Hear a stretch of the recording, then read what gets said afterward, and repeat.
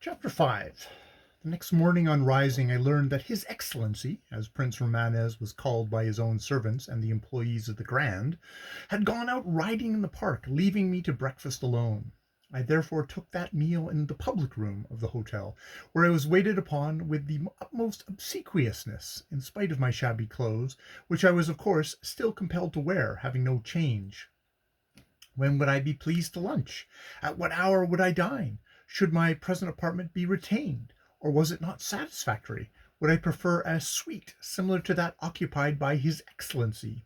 All these deferential questions first astonished and then amused me. Some mysterious agency had evidently conveyed the rumor of my wealth among these best fitted to receive it, and here was the first result. In reply, I said my movements were uncertain. I should be able to give definitive instructions in the course of a few hours, and that in the meantime I retained my room. The breakfast over, I sallied forth to go to my lawyer's, and was just about to order a hansom when I saw my new friend coming back from his ride. He bestrode a magnificent chestnut mare, whose wild eyes and straining, quivering limbs showed she was fresh from a hard gallop, and was scarcely yet satisfied to be under close control.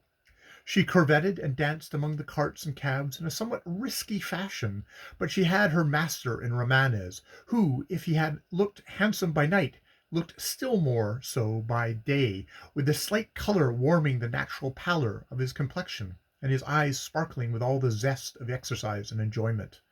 I waited for his approach, as did also Emile, who, as usual, timed his appearance in the hotel corridor in exact accordance with the moment of his master's arrival. Romanez smiled as he caught sight of me, touching his hat with the handle of his whip by way of salutation. "You slept late, Tempest," he said, as he dismounted and threw the reins to a groom who had cantered up after him. "Tomorrow you must come with me and join what they call in fashionable slang parlance the Liver Brigade. Once upon a time it was considered the height of indelicacy and low breeding to mention the liver or any other portion of one's internal machinery, but we've done with all that now, and we find a peculiar satisfaction in discoursing of disease and unsavory medical matters generally. And in the Liver Brigade you see at a glance all those interesting fellows who have sold themselves to the devil for the sakes of the flesh pots of Egypt, men who eat till they are well nigh bursting, and then prance up and down on good horses, much too respectable beasts by the way to bear such bestial burdens, in hope of getting out of their poisoned blood the evil they have themselves put in. They think me one of them, but I am not." He patted his mare, and the groom led her away, the foam of her hard ride still flecking her glossy chest and forelegs. "Why do you join the procession, then?" I asked him, laughing and glancing at him with undisguised approval as I spoke, for he seemed more admirably built than ever in his well-fitting riding gear. "You are a fraud." "I am," he responded lightly. "And do you know I am not the only one in London? Where are you off to?" "To those lawyers who wrote to me last night. Bentham and Ellis is the name of the firm. The sooner I interview them the better. Don't you think so?" "Yes, but see here." He drew me aside. "You must have some ready cash. It doesn't look well to apply at once for advances, and there is really no necessity to explain to these legal men that you were on the verge of starvation when their letter arrived. Take this pocketbook. Remember you promised to let me be your banker. And on your way you might go to some well-reputed tailor and get properly rigged out. Ta-ta!" He moved off at a rapid pace. I hurried after him, touched to the quick by his kindness.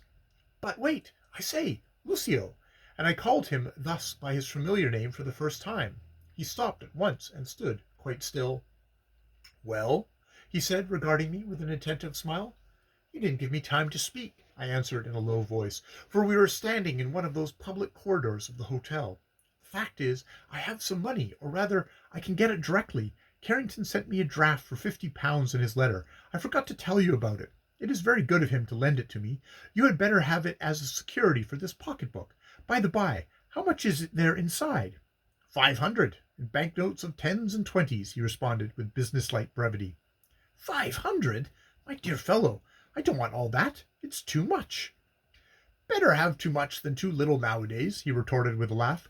My dear Tempest, don't make such a business of it. £500 is really nothing. You can spend it all on a dressing case, for example. Better send back John Carrington's draft. I don't think much of his generosity, considering that he came into a mine worth £100,000 sterling a few days before I left Australia. I had heard this with great surprise, and, I must admit, with a slight feeling of resentment too. The frank and generous character of my old chum Boffles seemed to have darkened suddenly in my eyes. Why could he have not told me of his good fortune in his letter? Was he afraid I might trouble him for further loans? I suppose my looks expressed my thoughts, for Romanes, who observed me intently, presently added, "Did he not tell you of his luck? That was not very friendly of him, but as I remarked last night, money often spoils a man." "Oh, I dare say he meant no slight by the omission," I said hurriedly, forcing a smile. "No doubt he will make it the subject of his next letter. Now, as to this 500—" Keep it, man," he interposed impatiently. "Why do you talk about security for? Haven't I got you as security?" I laughed. "Well, I am fairly reliable now," I said, "and I'm not going to run away." "From me?" he queried, with a half-cold, half-kind glance. "No, I fancy not." He waved his hand lightly and left me, and I, putting the leather case of notes in my inner breast pocket, hailed a hansom and was driven off rapidly to Bassinghall Street, where my solicitors awaited me.